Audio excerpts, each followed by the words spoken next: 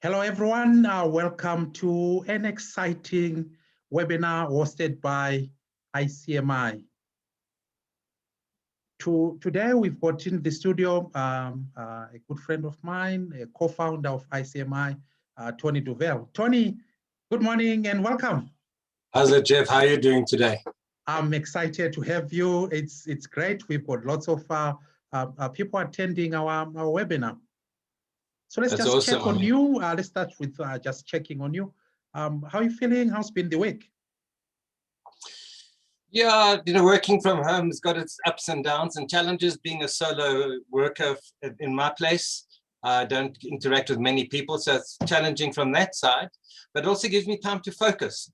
So I'm making sure I pump up my vitamins to make sure I'm healthy, and I'm excited to be sharing wisdom and knowledge with our participants today. Fantastic. Thank you. Thank you, Tony.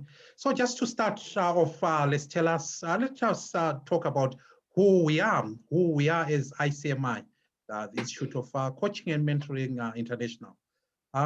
We are an organization that prides ourselves with our mantra, which says, get a coach, become a coach. Yeah, it's all about how we unlock future potentials in people and transform them. We facilitate that. So it's exciting. You know, last year, 2020, was a very tough and unusual year, very, very destructive, but we've got, I see behind you, Tony, there, you've got a book about adaptability. Yeah, this is what it's all about.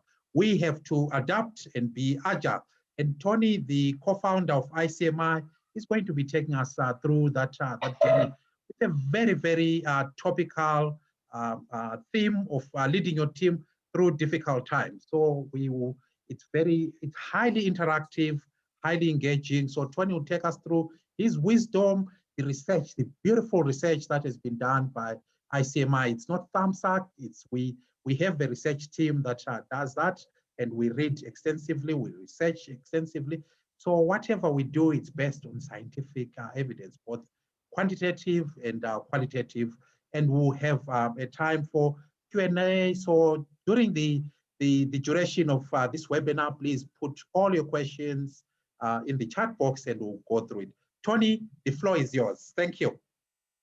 Jeff, thank you very much. Good morning, good afternoon, good evening, ladies and gentlemen, wherever you are in the world. Thank you for taking the time to be with us. My goal is to give you some insights and information that you can go and apply.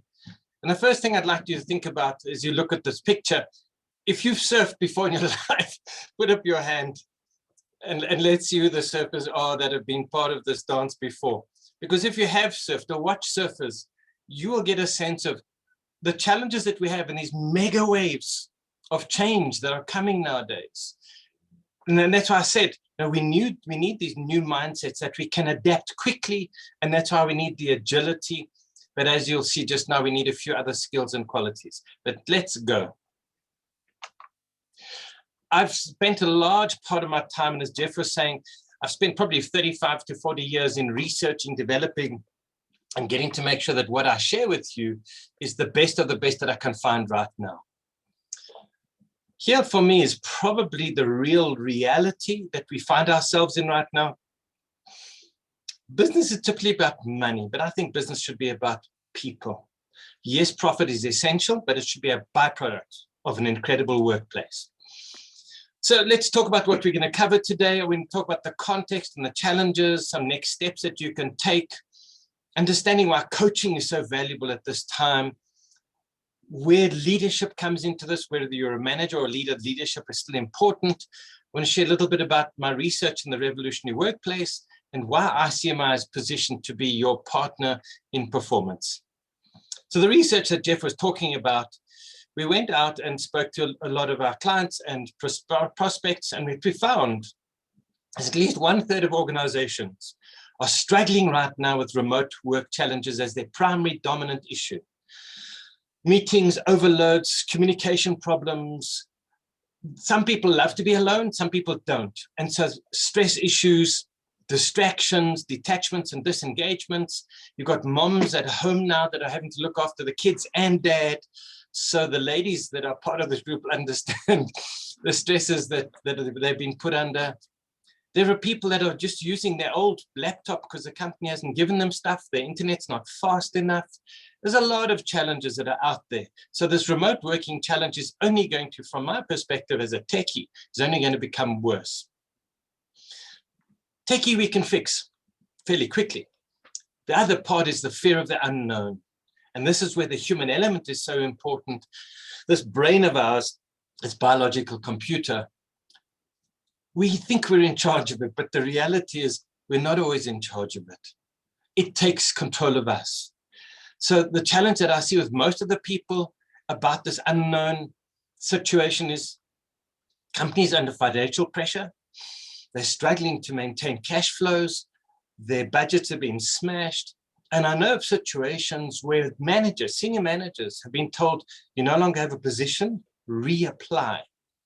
So that takes away the certainty component of needs that we have that we'll talk about just now.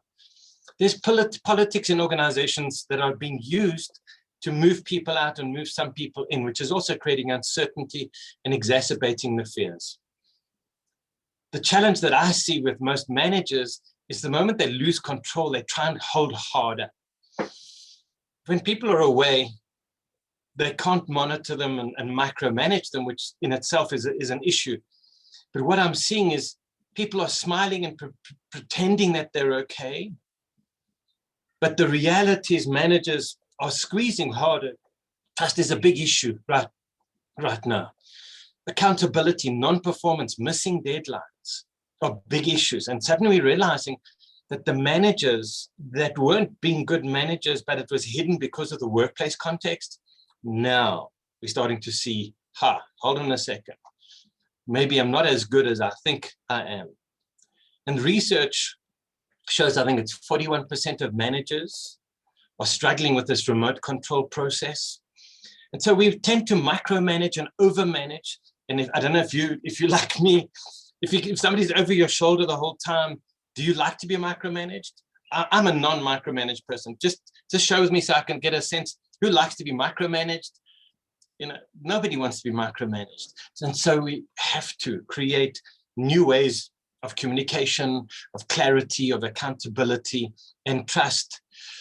But also Google's research shows that 9 out of 10 leaders are not good leaders. And the research from the magazine I was reading, 80% of managers are going to be struggling right now to maintain performance and motivation. And that's why it's great that you're here today. The real issue, what this whole thing is about, is people need money. That's why we work. Savings for most people is non-existent. I was in Durban recently fishing, and the woman in front of me had, I have never seen a trolley this full in my life. And I watched with intrigue, wondering how much it's going to be. So I guesstimated about 3,000 or 4,000 rand for a trolley. And it ended up being 5,335 rand, I think it was. And I said to her, goodness me, you know, do you feed the army? And she said, no, we're 5 at home. But because of COVID, we're at home the full time now. She's actually having to use 2 credit cards to pay for that food. And so be aware as a manager that your people are under financial pressure. And it's one of the hardest things for people to share is we don't share our vulnerability around financial situations. So understand, if they're having to use their own technology or Wi-Fi and internet, you need to, as a company, contribute and take away those additional costs. There are many people that are working from home that they're having to carry those costs. And I don't think that's right. Here's the real picture. If you can see a picture in this picture, put up your hand that I can get a sense of who's got X-ray vision. Can you see? Because here's the reality. There's confusion, there's chaos, there's uncertainty, and most managers and leaders only see in 2 dimensions. And what I want to show you today, if you're going to be a good leader and a good manager, the kind that we create through ICMI's process, then you're going to see in 3 dimensions. So there's a message in this chaos, but you have to know how to see the message. And it's the same with your staff and your workplace and the remote situation. You have to know how to see and how to look. So if you're going to learn how to see this, you have to bring your face closer to the screen and you have to change your focus. And as you change your focus, something may jump out at you, and suddenly you see something that you've never seen before. And that's the value of a good manager, is you're able to see behind the mask and in 3 dimensions, because your people are so far away now. You can't go based on how you used to make the assumptions before. So have a look.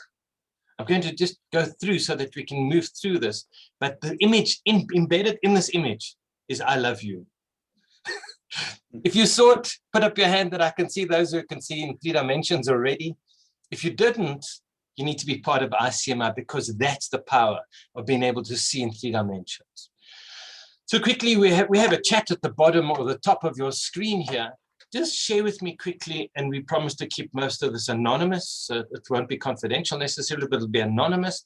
Just type in for me into the chat your top 3 challenges that you are having and focusing on right now.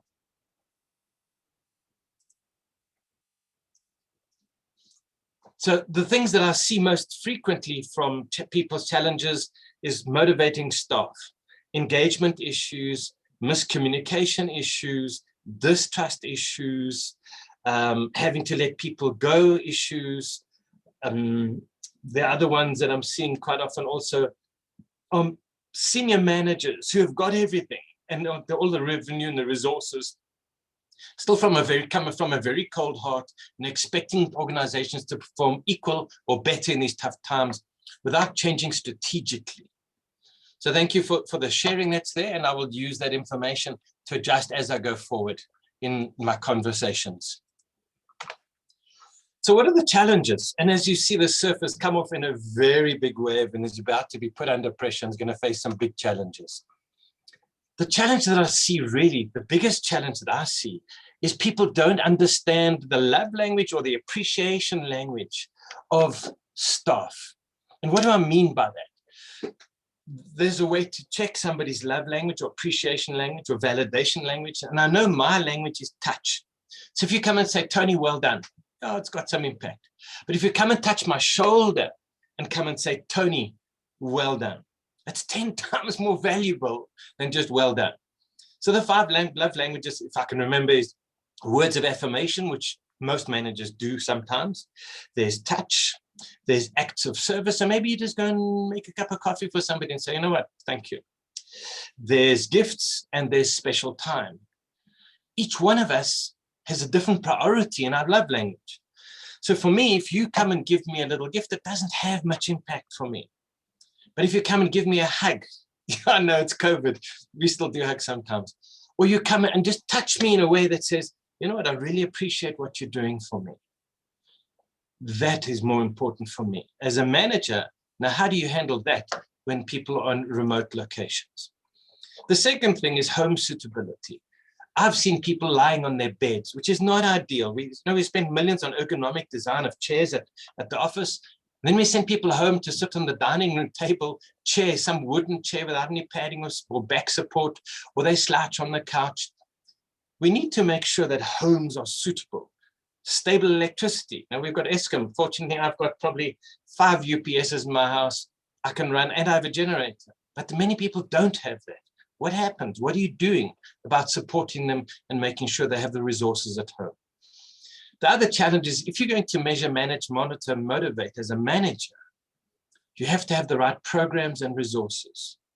Please promise me that you will avoid this micromanagement process and make sure that you give clear directions, clear lines and expectations and outcomes that are simple to measure for everybody, and then stick it up in a place where it's easy to track. I work from home, and I was saying to Jeff earlier, I worked until 2:30 last night. Here's the challenge. Some people are not morning people. Other people are morning people. We've forced business to be an 8 to 5 kind of framework, but it doesn't fit in with people's normal circadian rhythms. The problem is, I go from my desk to dinner to my couch, and I have technology of some kind with me where I'm doing some kind of work.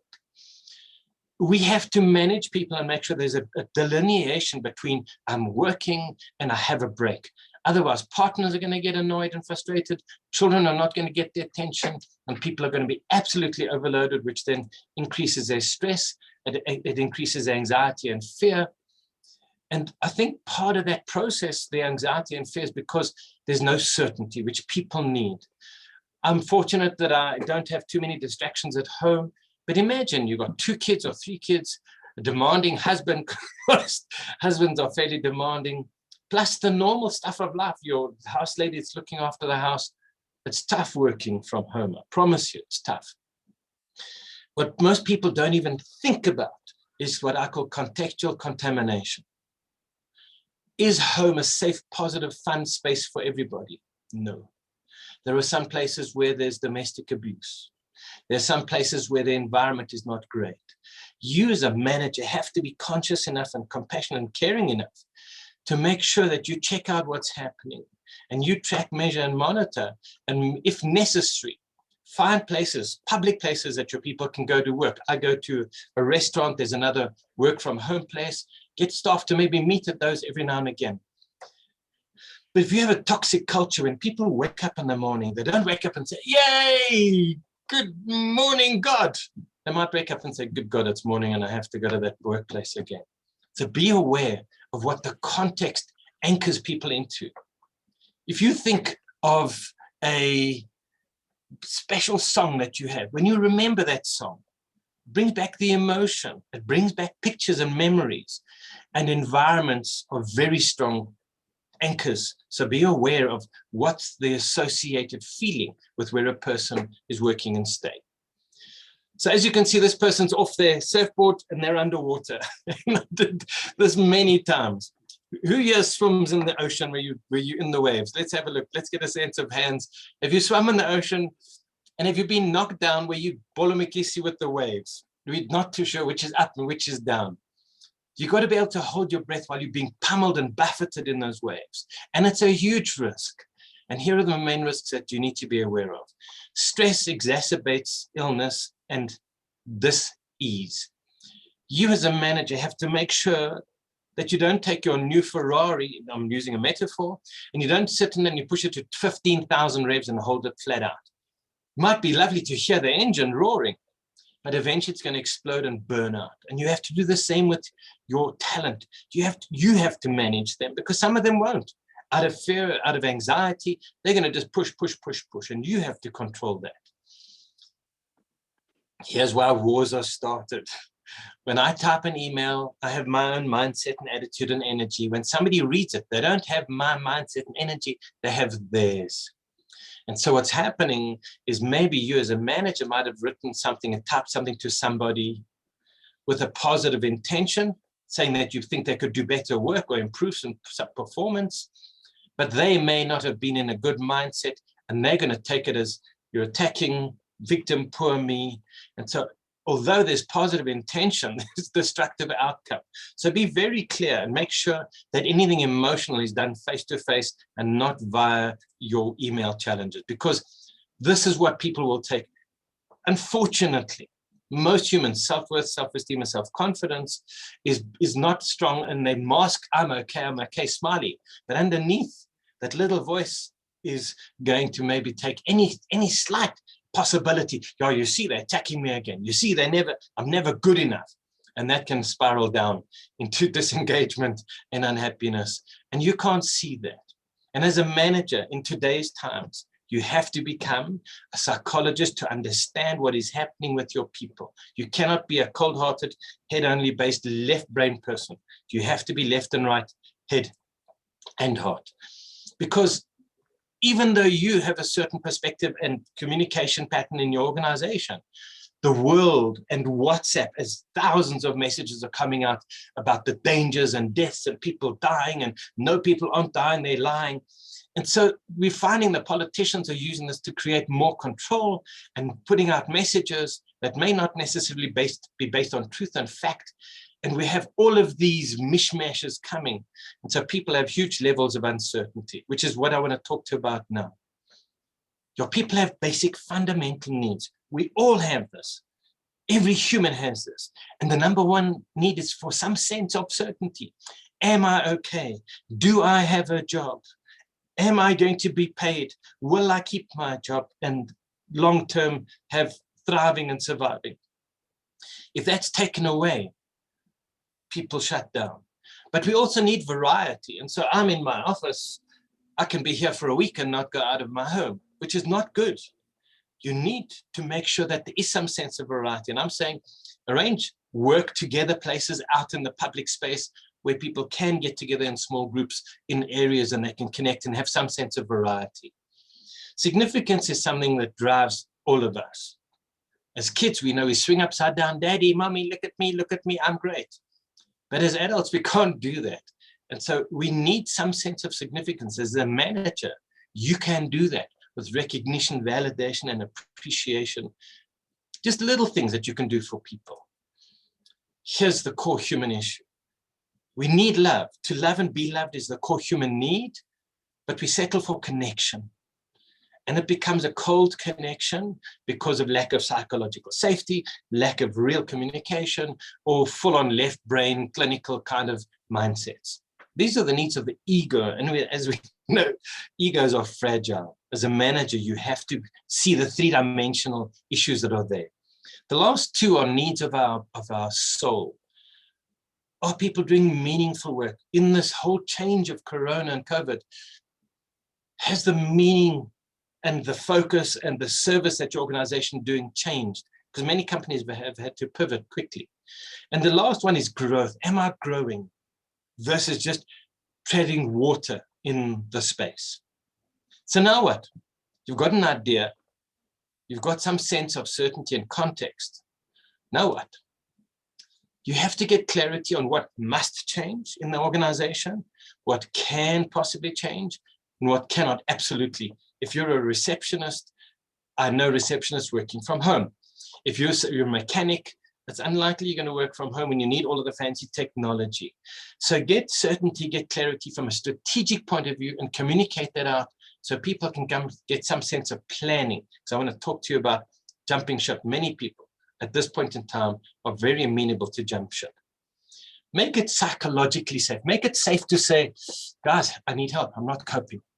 Many organizations, that's a career limiting move, especially like with men. We don't want to say I'm not strong enough or good enough and go to a psychotherapist because we don't want to be seen as broken, which is why the power of coaching is so valuable for everybody. But make it safe where somebody's got your back. It's okay to joust about certain things, but you need it that you can put up your hand and say, help, or I'm uncertain, or I'm not doing too well, and people in your team have actually got your back and will support you. Finish the sentence. Out of sight is out of mind. People need connection. We are social creatures. We have to find ways beyond the work focus to create social afternoon drinks, cooking, lunch sessions or something where people stay connected. Which means you have to trust your people to be working in good faith. As much as you want to control, the way you increase stress and reduce resilience is take away a person's control. Give them self-mastery, give them control, give them something meaningful, and you can start to create a high-performance team. Because if you don't, Gallup's research shows disengagement is already high. You know, we've got disengagement in South Africa at like 30-35%. We have engagement at about 12-15% globally. In South Africa, it's probably less. And the middle people are doing just what they need. This new context, those numbers are even worse. And as a manager, your job is measure, manage, motivate the people to perform. Research shows the higher the individual well-being, the greater the contribution of value to the organization. I know I shouldn't work long hours, but I do. I know I should eat good food, but I don't. I know I should drink lots of water, but I don't. As a manager, you need to just check in with your high performance people, make sure that their well-being is looked after. I want to talk to you about this green graph on the right. The bottom line is what a typical person brings value to an organization. And the green line is what a high performance manager brings. And that green area is what you're being paid to do. This is part of our limitless leadership process and workshop. And because obviously time, we have a whole framework that we cover in the system and our longer sessions that we do later. But I want to talk to you about the first three, this learning, listening, and lifting.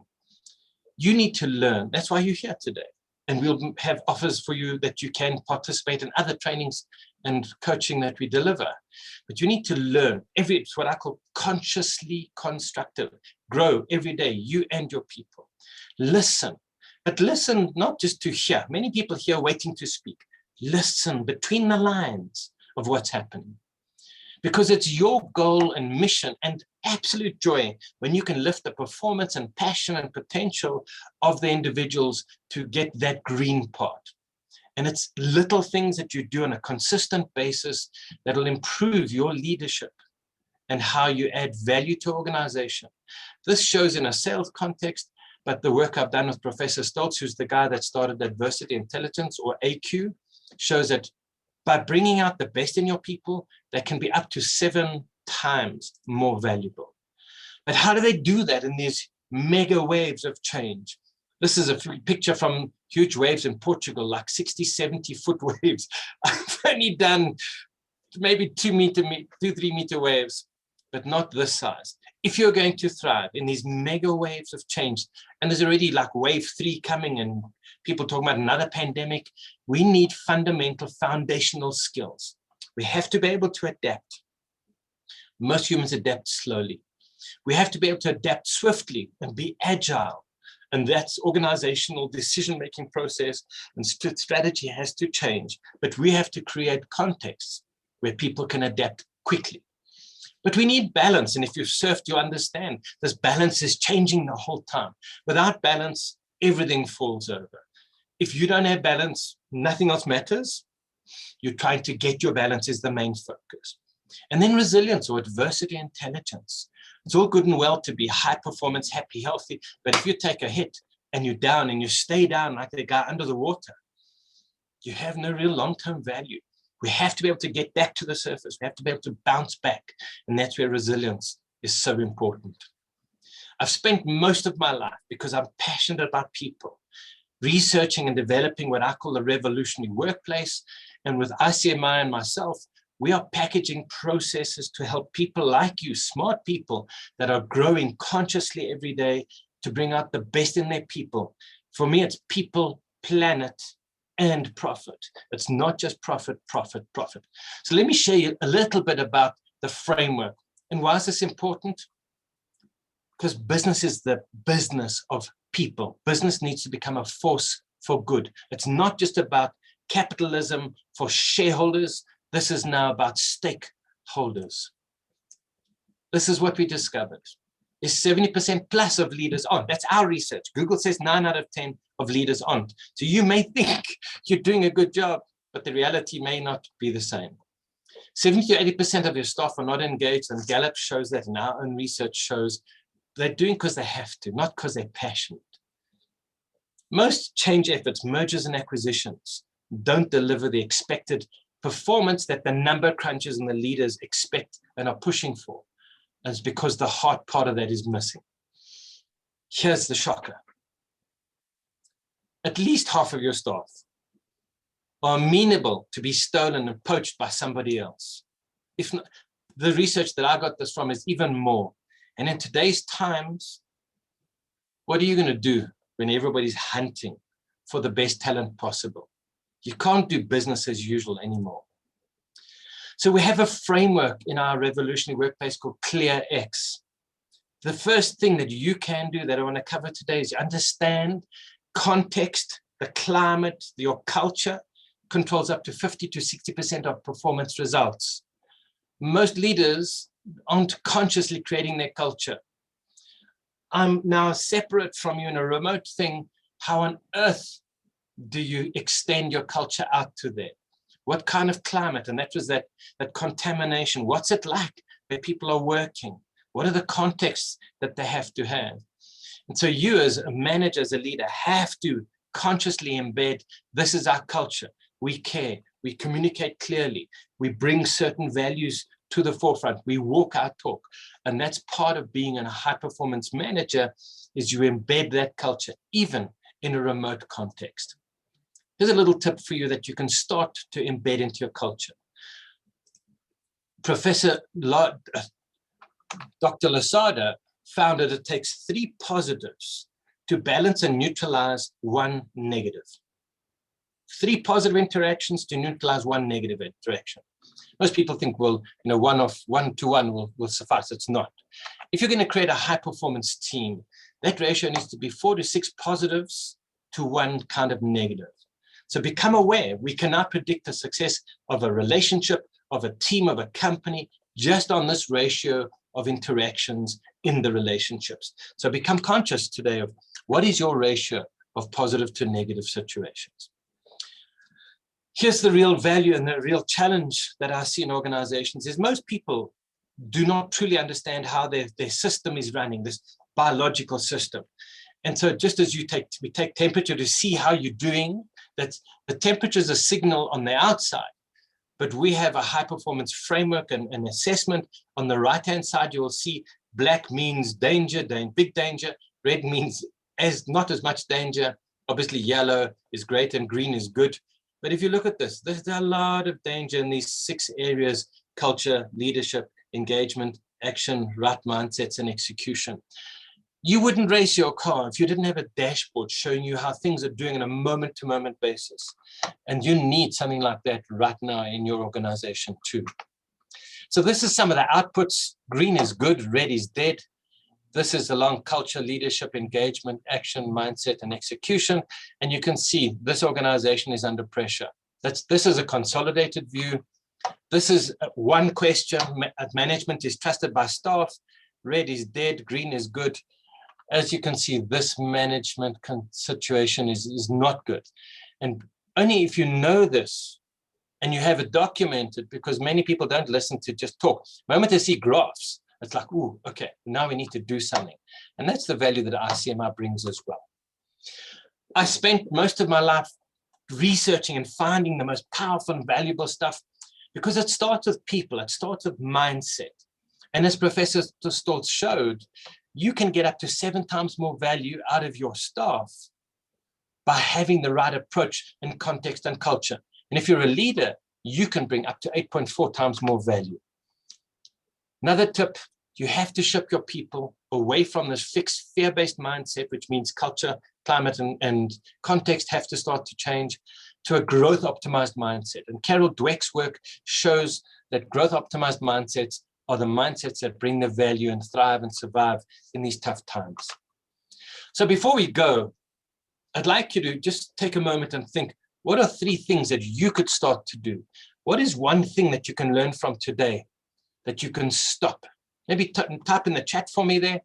What is one thing that you can stop doing that'll be most valuable for your people? What is one thing that you're doing that's good that you need to continue? You need to make sure that you consciously continue that. And what is one thing you need to start that you've learned from today's process? Type in the chat. Let's get a sense of what's happening, and we'll use that to talk just now. So some of the things that I see is stop micromanaging, stop being negative, stop the blame shifting situation, because we're all human, and under pressure and duress, we revert to automatic unconscious behaviors. Some of the continued things are clear communication, supporting our people, showing them that they are valuable and worthwhile. Some of the start continues is give recognition and validation. Make sure communications are clear. Clarify that communication on WhatsApp needs 20-minute or 30-minute response or an hour. Email response is hours, and whatever other response, get certainty and get clarity from the process. So make a note for you that you can go and apply this for yourself. So as we come to the end, if you'd like to improve performance, we'd love to be your partner in learning to coach, getting a coach, and becoming a coach to become a high-performance organization. So in the beginning, we asked you, what are your top 3 challenges? And we shared some of those. What we'd like to do is to take some time now, just have a Q&A, and Jeff will help us. So where are you battling in your organizational situation right now? Where do you need help? Where do you need help with respect to communication, leadership development, team building? I'm telling people do as much team building as you can right now. And would you be interested in participating in our upcoming performance management and coaching course? And we've got a super special there to help you motivate, manage, and support your staff. It's easier to work together than trying to do all this stuff on your own. So thank you for your time. We have a free performance tool. If you put your email address into the chat, we'll make sure, if you give us your company name and email, we'll make sure for admin to get that off for you.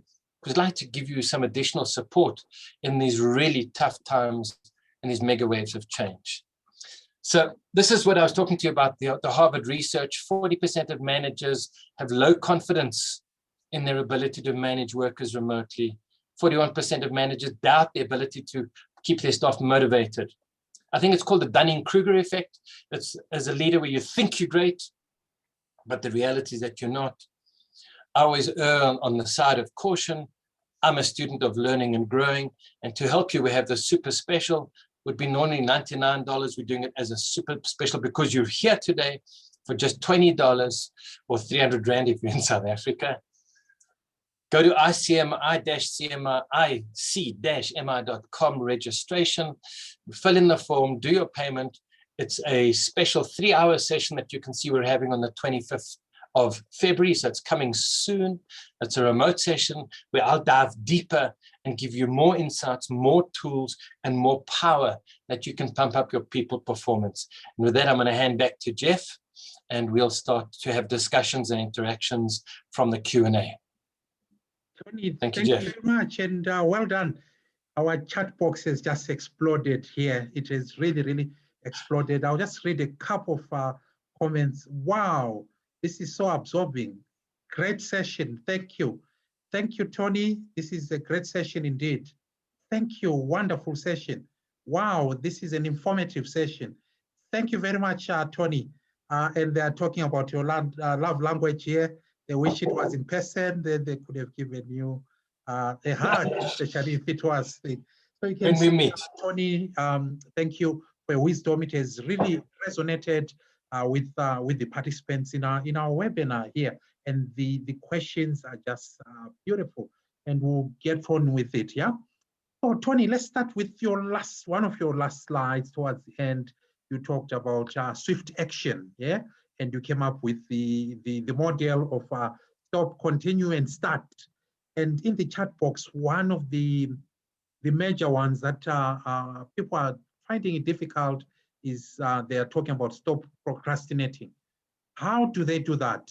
It seems like managing time and so forth, it's one of the major challenges for our participants. How do they stop this? Because I can see here, it's, a majority of them, they've come up and say, we want to stop procrastinating. Jeff, I think the real challenge is procrastination is based on a fear and an avoidance. If I have to go and clean the kitchen, it's not my most exciting job, so I avoid it and I procrastinate. And I think that's part of the challenge in business. Money is not a motivator. It's a hygiene factor. It's like fuel in the car. It doesn't make it go faster, it just makes it go. So procrastination, from my perspective, is very simple. I chunk it down into manageable, more meaningful chunks, and I do them baby steps at a time. But procrastination very often is because we're looking to create some sense of avoidance of pain, uncomfort, or displeasure. So understand what that is and find ways to mitigate the displeasure or the unhappiness, or create a reward that is bigger and stronger than the displeasure. So if you came to me and said, I'll give you a 5-minute break for cleaning the kitchen, it's like, no. If you came and said to me, I'll take you for dinner for cleaning the kitchen, I'm there, like Flint. So it's that reward validation recognition factor that you've got to find bigger reward than the workload and what you're expecting people to do. Awesome stuff. Thank you for that explanation, Tony. There is a question around the great work that has been done by the Harvard professor, Professor Amy Edmondson, on psychological safety. So the question is, Tony, how do you link this psychological safety, because it has to look at mutual respect, trust, and interest in each other as teams. Right now, we're dispersed. There's the future of our work that is totally different. We are working from home. Others are in the factories. Others are in the offices because their work needs that. How do you balance this? How does psychological factor safety come into play? I think the biggest challenge that I see with many leaders and managers in trying to manage remote teams is it's not easy to build that psychological safety. And the problem is now when you've got a mask and you can't even see all of the normal signals that we see for smiling, all we have is the eyes. And many people struggle. It's like emotional intelligence. Many people struggle with kind of interpreting what is the mood, what is the energy and attitude. It's a tough challenge to build it remotely. But if you've already had relationships and they're toxic, that's very hard. And that's why our team building, where we clear politics and backstabbing and backbiting and reset back to zero and rebuild trust and connection and cohesion in the team, are so important. My suggestion is you have to get people together. Yes, we have the COVID situation, which we can mitigate with protocols and process, but you have to get people together that we can see and start to get that connection. We have energy fields around us. And you meet somebody, and when the moment you meet them, it's oil and water, we don't jive. And there are other people that when you meet them, you feel that good connection. So you can start on the remote situation by doing social sessions, lunchtime learnings together, drinks together, or cooking together. And that'll start the process. But the real safety, where you know someone's got your back, is in the performance and the behavior. It's all good and well to talk, but it's the walking the talk that matters. So start with little things. Make a promise, keep a promise. Break a promise, you fix a promise. And so you start those processes, because we all have different programs on how we assess, are you trustworthy? Can I connect with you, and will you have my back? And so you have to create experiences remotely or together where that is tested and proven. You make a promise, you kept a promise. You make 10 promises, you kept 10 promises. I know that I can start to trust Jeff. And that's how you start, baby steps in these situations right now, until we can get back together and hug and do all the high fives and those kind of things. Thank you, Tony. You talked about the contextual contamination. How do we, as managers leading in these difficult times, get to understand the contextual contamination of our teams? I want to just share a story. I did work with Impala Platinum, and it was a mining company, so mining's dirty, smelly, whatever, but there's still all the work that people have to do.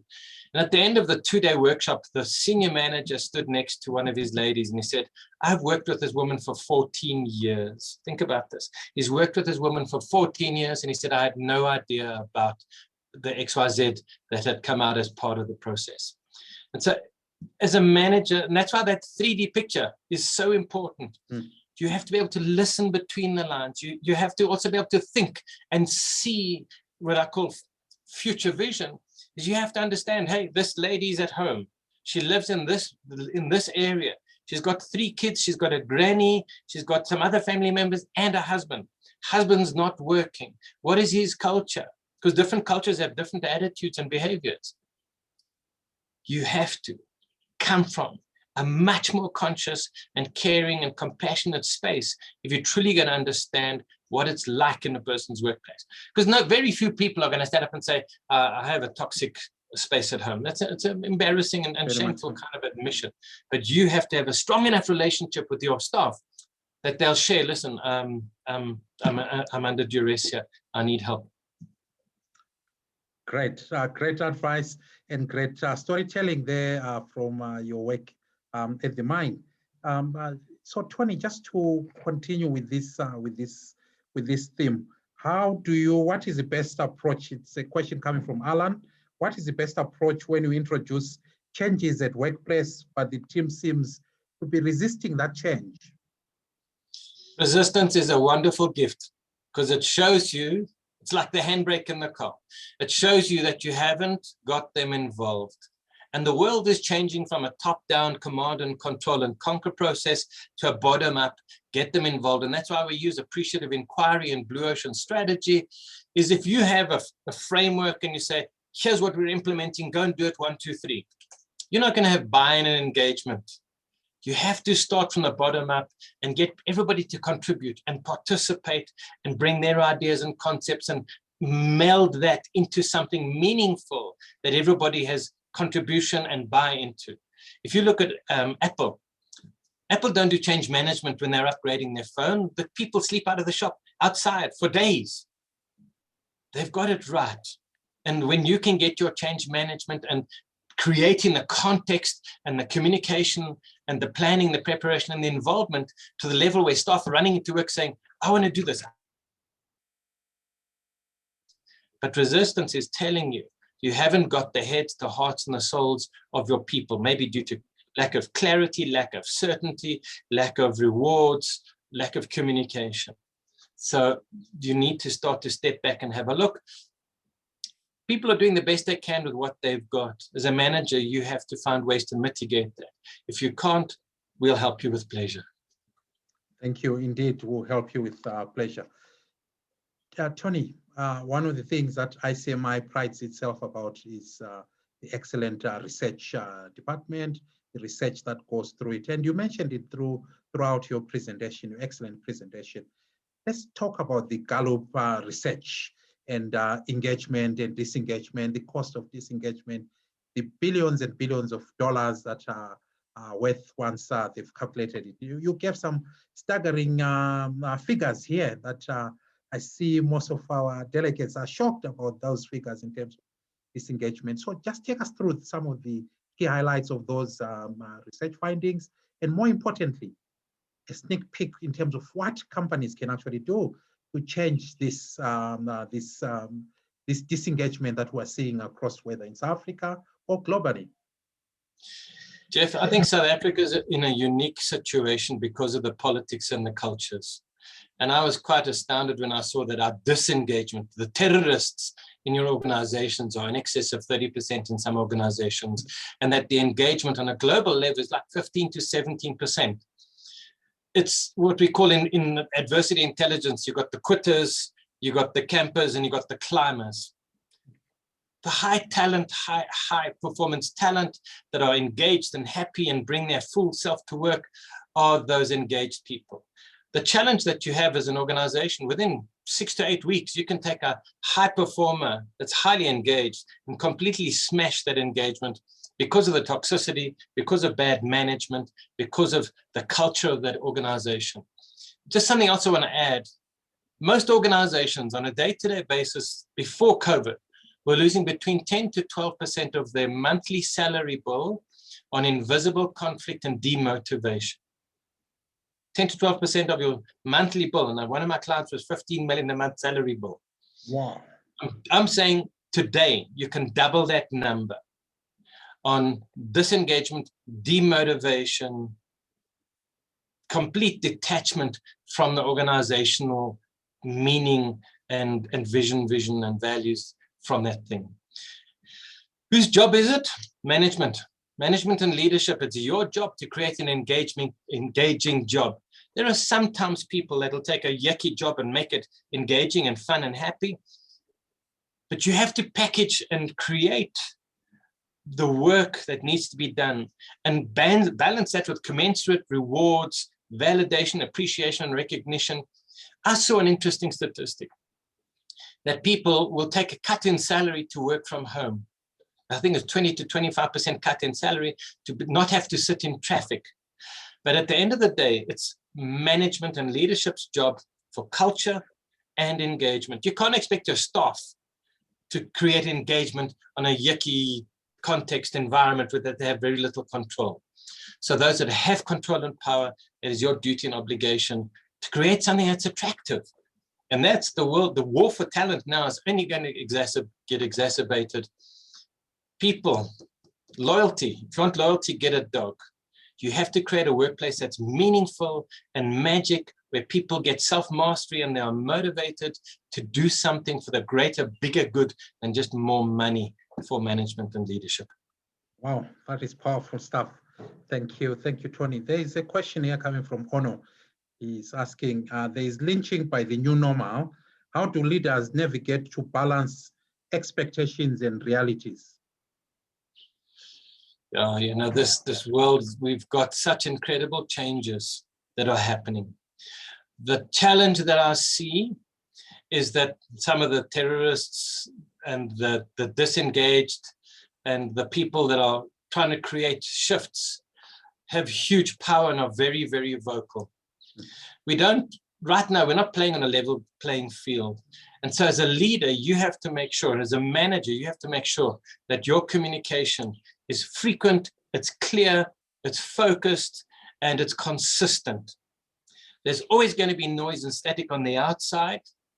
And you as a leader have to make sure you protect your people and your organization and your brand from what is happening on the outside. And so it's what I call asymmetric warfare. The reality is we're in a very unusual context. All you have to do is look at the American politics of what's happening now. Big tech is involved in pushing down things. The world has changed. The game has changed. You have to become very conscious as a leader and build a cohesive tribe that is connected to a meaningful vision, that they will stand with you shoulder to shoulder, back to back, knowing each other's got each other's backs, knowing that what we're doing has meaning, worth, and value in the world. And that's not just about making some more money for the elite, super rich. Wonderful stuff. Just as a follow-up, I was still talking about research. You talked and referred to the great work that has been done by Dr. Losada about the positive interactions, neutralizing negative outcomes. And you showed us the model that you are actually using. On that model, and from your experience, which are the three major ones that come up? You talked about culture, leadership, execution, engagement, action. In terms of the work that you've done, which one will you say are the top three and why? Here's what research proves. All of them matter. They are spokes on a wheel and they need to be equal. You need to address all of those. Culture can control up to 50 to 60% of performance in an organization. Leadership can control up to 40 to 50% of performance results in an organization. Those impact engagement and energy, which is a consequence of the first two. So for me, the first two have huge power. They're also going to have impact on how you show up from a point of view of action and appreciation. And that will impact mindsets. So because right mindsets can come along, but they can be bashed down over time by the terrorists and by leadership and the culture and the leadership style. All of that is going to impact and cascade down to execution, the final part where you can become an exponential organization or not. So if we flip that pyramid on its head, culture, leadership are the two that have the most impact. And that's where I see the least competence in our organizations right now. Wonderful. Thank you. Culture and leadership at the core, they're important. I'm quite sure we can even take it at a national level, at a global level. Tony, there's a question that you mentioned in your presentation, the need to be vulnerable. You said it's the time, it's the season, we need as leaders to be vulnerable. But we come from a school of thought that a leader must be hard, you can't be nice, you can't show your emotions. How does one balance the two based on how we've been socialized? If you're a leader, you're in a position that says you have to look to see what's coming and you have to make adjustments and adjust swiftly or agilely with great agility. We cannot use old mindsets for new context. Well, you can, but there's a consequence. The world is waking up. We are becoming much more conscious. We're balancing head and heart. You know, there's a joke, the longest journey, I'm part of Mankind Project. We do healing work for men. The longest journey a man's going to take is from here to his heart.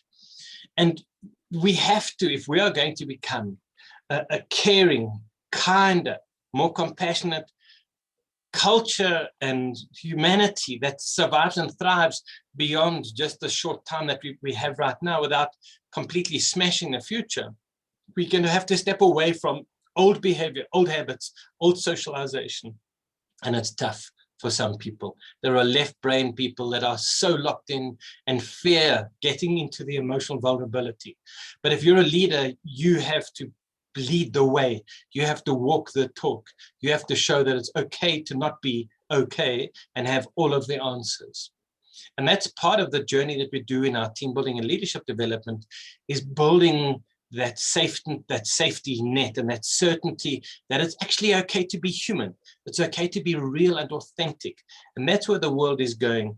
We want authentic, connected people that are connected with their head and their heart, and we can then fall behind them and get behind them. That old command and control and conquer mindset and energy is gone. It's dead. We've seen, I don't know if you've seen how many CEOs have retired or been fired in the last 2 years. Hundreds. It's hundreds. Hundreds are gone. And emotional intelligence has become the new norm beyond the IQ kind of push hard, break. EQ is the new currency. Tony, we are winding down our program. It's been exciting. Lots and lots of interaction, lots of questions and so forth. And you've just given us a sneak peek. You talked about that on the 25th of February, 2021, ICMI shall be hosting a 3-hour virtual webinar. Tell us more about it. What can we expect on that 3-hour action-packed, high-octane program? Jeff, here's my frustration is I've spent most of my life researching and preparing and packaging and facilitating, and I love to see the shifts and the changes. Motivational talks don't last. It's like shaving. You have to keep doing it every day.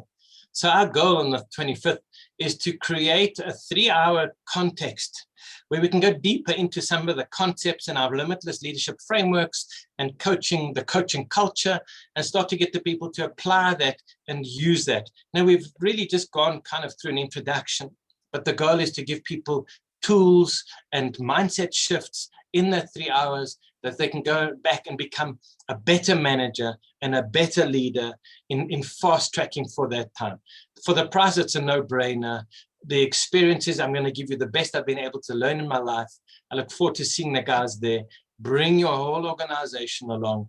I promise you that this can start to be the spark to transform your organization, culture, context, and climate for very little money. I know one of the banks paid 25 million a year to do a culture change. We're going to give you the tools and the shift in mindset, and give you the magic to see 3-dimensionally into your organization, that you can be a manager that optimizes performance, manages the motivation of the people, and is a thriving exponential results organization.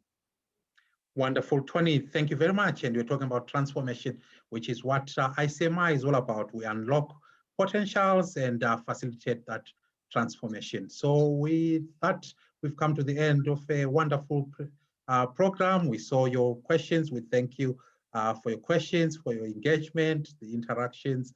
Tony, as always, we thank you for your wisdom, the practical aspects, storytelling, your tools, the research, outstanding research that you do. We thank you for your passion and your energy. We'll see you on the 25th. Have a great day. And once again, thank you, Tony.